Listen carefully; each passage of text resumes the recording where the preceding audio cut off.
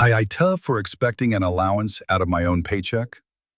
I am a 46-year-old male, and I am the primary breadwinner in our household and work full-time, 40 hours per week with an extra 10 hours commuting. My spouse is a 40-year-old female who works 2 days per week outside of the home and is a stay-at-home mom the rest of the time.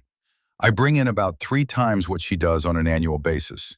The only debt we carry are a mortgage and car loans. Everything else is covered in a month, usually by what I bring home, but sometimes she does contribute to the monthly expenses. In her eyes, every spare dollar should go to the mortgage or car loans. There are 3 young kids in the house ranging from 3 to 8, and I do all of the meal prep, cleanup, laundry, baths, and bedtime routine, haul the trash out, do the yard work, etc., etc. My singular hobby is guitar. I like to find deals on cheap guitars, then flip them for a profit and buy something else. My spouse at one point told me she didn't want to hear about guitars and to not talk about them around her. So I stopped talking about them.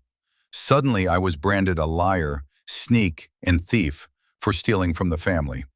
Also for not telling her that I was selling or shipping a guitar out. She carries several subscriptions that she uses regularly, as well as has spent monthly money on regular lessons for her hobby.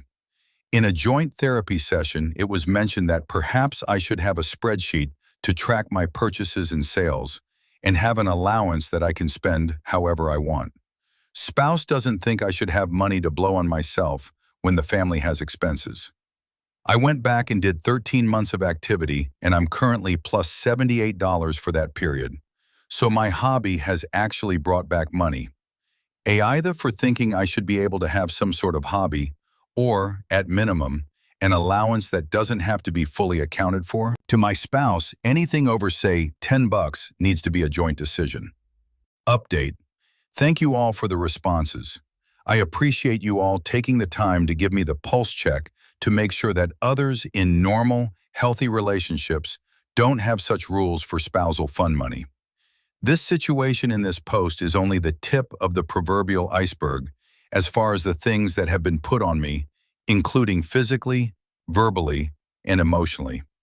I hear all of your comments saying it's time to leave, but with individuals who exhibit some of the characteristics that I see in my spouse, I am aware that it will take sufficient time to gather the needed foundational proof to demonstrate that what I have experienced is pervasive and continuing. I have been working on that process and am acutely aware of the need to be vigilant for both myself and my kids.